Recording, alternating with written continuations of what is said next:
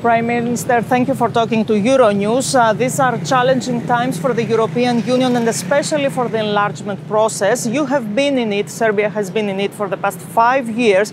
Do you ever get the feeling that you are trapped in endless discussions while other EU members try to sort out their internal differences? We try to be positive and optimistic, and the reforms that we are implementing in Serbia on our EU accession path, we are implementing it primarily because of ourselves, our citizens and our businesses, and we try to look at things through those lenses. But I have to say that the process is often very painful, and it is often very frustrating and depends on the internal EU challenges, which is understandable, but I guess that sometimes you need a more clear message about enlargement, whether enlargement is really on the agenda or is it something that we need to wait for another decade or so. Meanwhile, you are strengthening your ties with other powers like Russia. Last week, you signed a free trade agreement with a Russian-led Eurasian Economic Union, and you are conducting joint military drills with Russia. These moves raise eyebrows in Brussels. What do you answer? I would say that what we are doing is focusing on the reforms in Serbia and the special economic reforms. What's important for us is that we continue reducing our unemployment, which is currently at 10%. It used to be a couple of years ago above 25%, that we continue increasing the standard of living in Serbia. And what's important for us is to have partnerships all over the world in order to continue doing that. In that respect, I also would view the free trade agreement that we have signed only last Friday with Eurasia Economic Union in Moscow.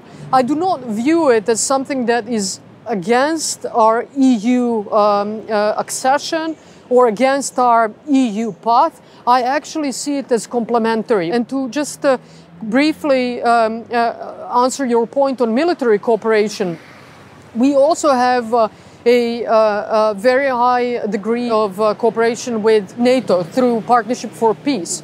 We basically have the highest possible cooperation with NATO for a non-NATO country. Our strategic focus is EU and EU membership, but yes, we are also trying to be very, very well connected with other key players. And what about NATO? Are you interested in becoming a full member? No, absolutely not. We are pro-EU, but we are going to keep our military neutrality, so we are not looking to become a NATO member. There are many who say that if Europe doesn't have a stronger presence in the Balkans, other powers like Russia and China will do.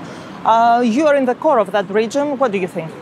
About the Russian and Chinese influence, I think it is really overstated because we do get sometimes criticized because of the Chinese investments in Serbia. But if you look at the facts, you will see that 90% of all Chinese investments in Europe are in the Western Europe. Only 10% in the Eastern Europe and those countries that are still not EU member states but want to become. So it's hypocrisy.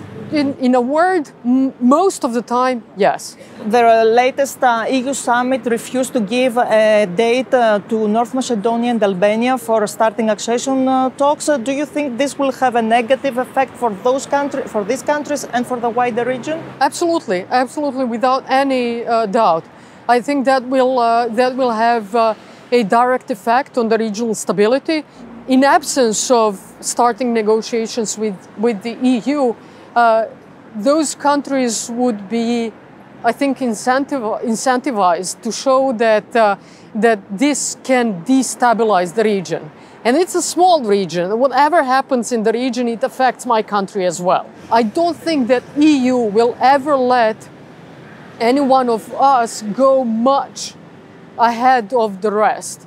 So saying that North Macedonia and Albania cannot start the negotiations will, I think, unfortunately means that the next time EU is deciding on how many chapters to open to Serbia, they will be very conservative in those numbers, regardless of the reforms that are taking place in Serbia. You met with the Greek Prime Minister, Kyriakos Mitsotakis. What were the main issues on your agenda?